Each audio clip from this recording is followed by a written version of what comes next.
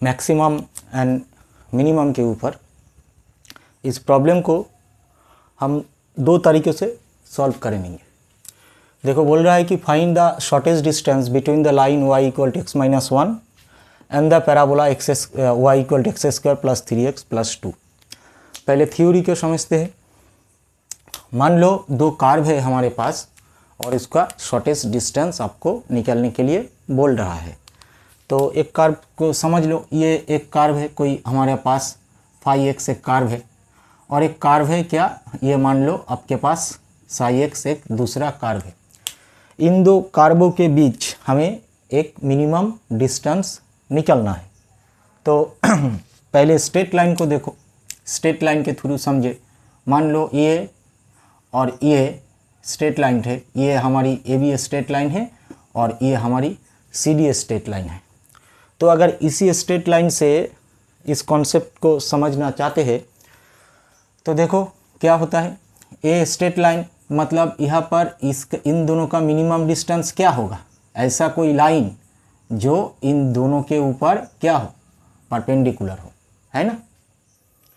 तो ये पॉइंट और ये पॉइंट पे अगर परपेंडिकुलर करते हैं तो क्या होता है, बेसिकली ये लाइन का पैरेलल हो जाता है। इसी कॉन्सेप्ट को लेंगे हम।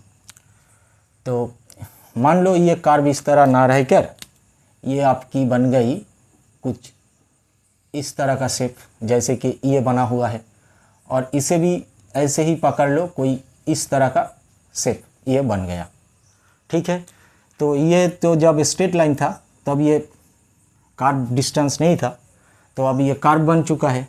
तो ये आपकी मान लो ये हमारी P पॉइंट थी और ये हमारी R पॉइंट थी। तो यहाँ पर मैंने P पकड़ ली और यहाँ पर हमने R पकड़ ली, तो ये PQ बना। अब पहला वाला जो स्ट्रेट लाइन था उसी को ड्रा करते हैं। तो क्या मतलब हुआ, इस P पॉइंट पे हमने एक टेंजेंट ड्रा करा है, ये है वो टेंजेंट जब ये स्ट्रेट लाइन था, और ये भी एक टेंजेंट है। तो इसका सीधा मतलब अगर ये 90 डिग्री है, ये भी 90 डिग्री है, मतलब PR क्या होगा आपका, कॉमन नॉर्मल होगा। ओके, तो अगर ये कॉमन नॉर्मल है, ये पॉइंट इस कर्व के ऊपर है मान लो H के, और ये कर्व के ऊपर है मान लो ST, तो इस कॉमन पॉइंट से इस कर्व का हम क्या निकालेंगे, स्लोप निकालेंगे, और ये पॉइंट से भी इस कर्व का स्लोप निकालेंगे, ठीक है। तो ये तो कॉमन नॉर्मल है, तो ये स्ट्रेट लाइन PR इन दोनों टेंजेंट पर क्या हुआ, परपेंडिकुलर है। तो इसका सीधा मतलब ये जो टेंजेंट है ये पैरेलल है। तो अगर पैरेलल है तो इस लाइन का स्लोप इस लाइन का स्लोप के साथ इक्वल बन जाएगा। इस कॉन्सेप्ट का यूज़ कर सकते हैं।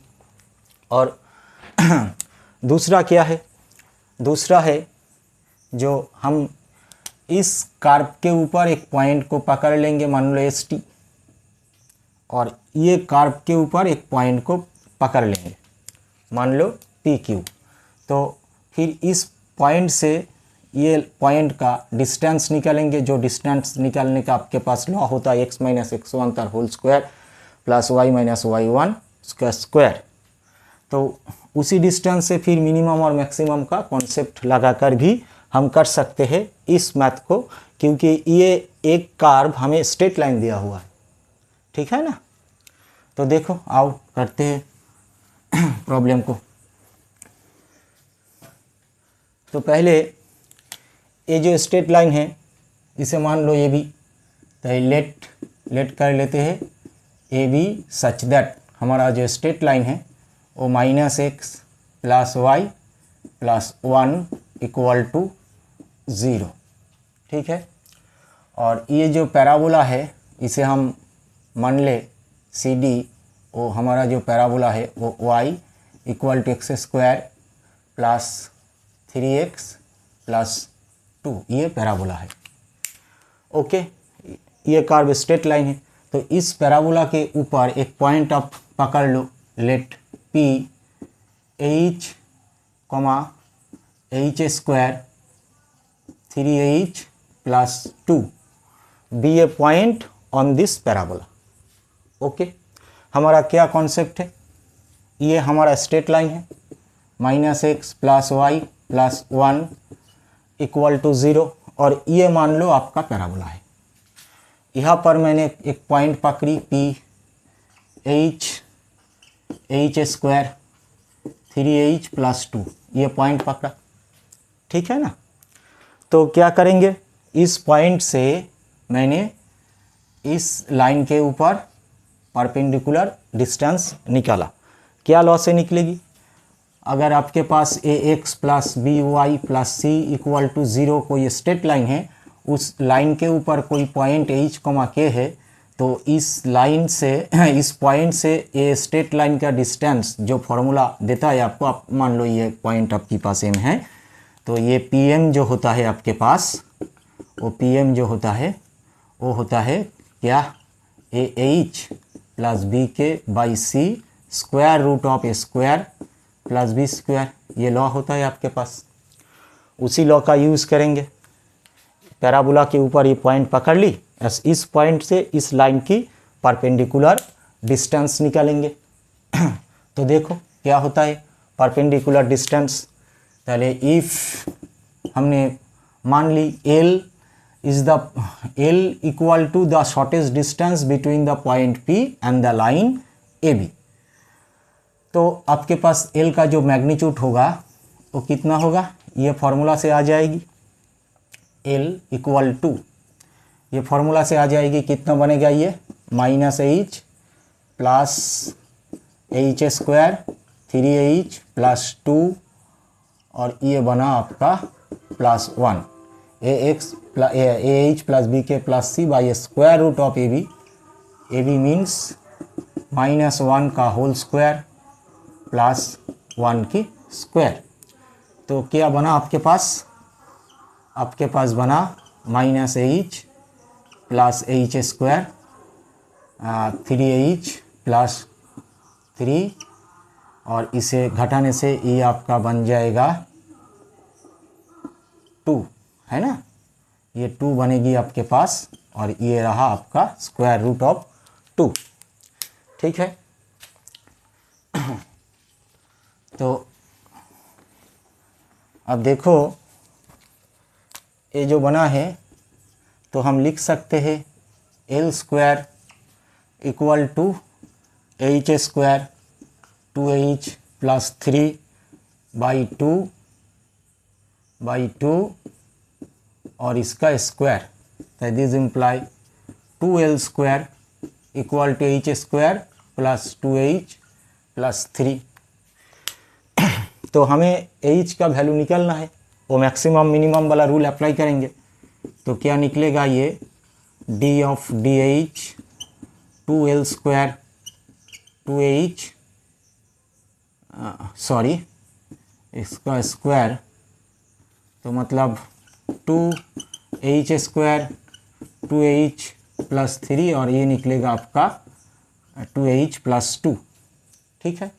यहाँ से 2 हटा दो, 2 अगर ले ले तो आपके पास आ गया ही 4, ये तो बनेगा h², ये 2h देगा आपको, और ये आपका देगा h + 1।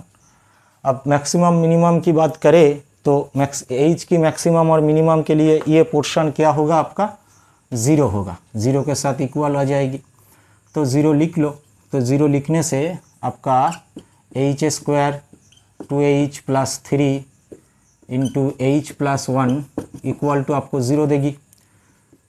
अच्छा, तो बट देखो, बट रूट्स ऑफ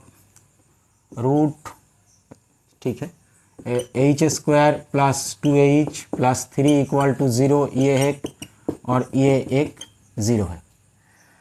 तो देखो इस इक्वेशन से हम देख सकते हैं b² - 4ac को, तो b तो है आपका 2, इसका स्क्वायर 4a × c, ये तो बनेगा आपके पास नेगेटिव, है ना, ये नेगेटिव देगा आपको।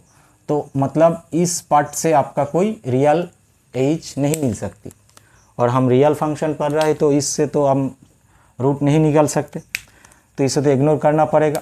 तो इससे एक h = -, आपके पास आ गई।